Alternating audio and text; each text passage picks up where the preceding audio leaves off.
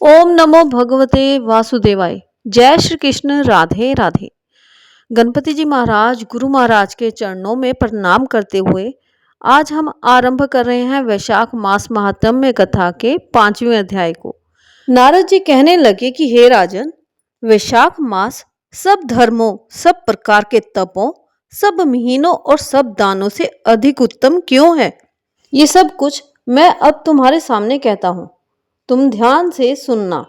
जब सब युगों का अंत होता है तब सब देवताओं के राजा शेष शाही विष्णु भगवान संपूर्ण लोक और जीवों को अपने उदर में समेट प्रलय के समुद्र में शयन करते हैं और योग माया के प्रताप से अनेक होकर भी एकता को प्राप्त होते हैं।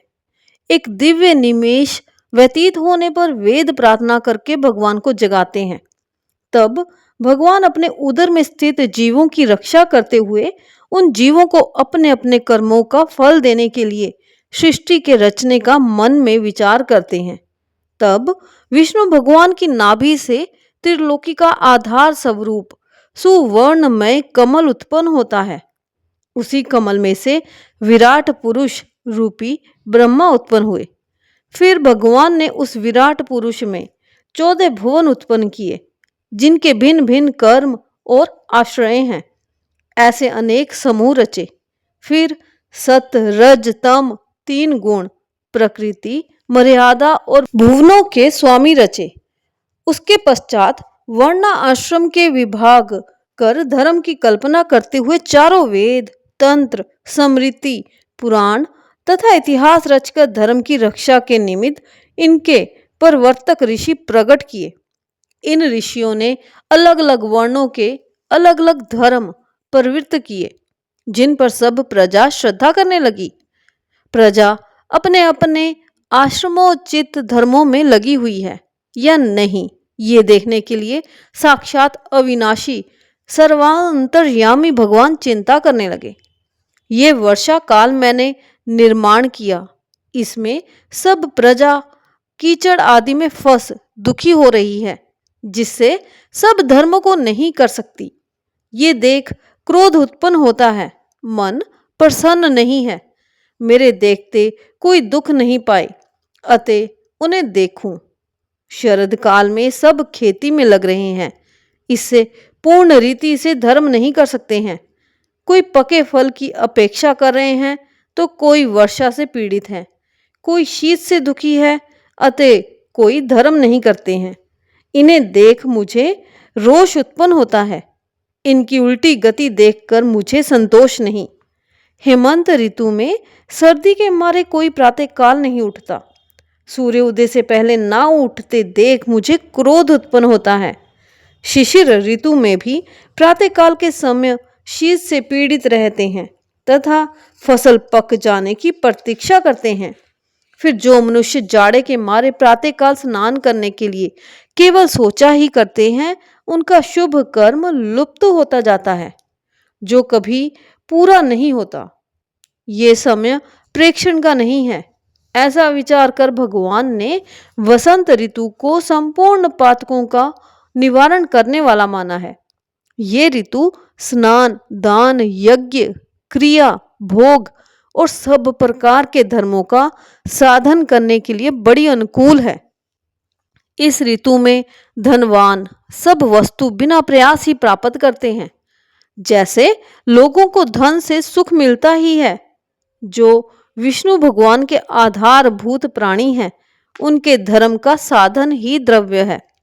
बसंत ऋतु में संपूर्ण द्रव्य प्राणियों को सुखदायक होते हैं।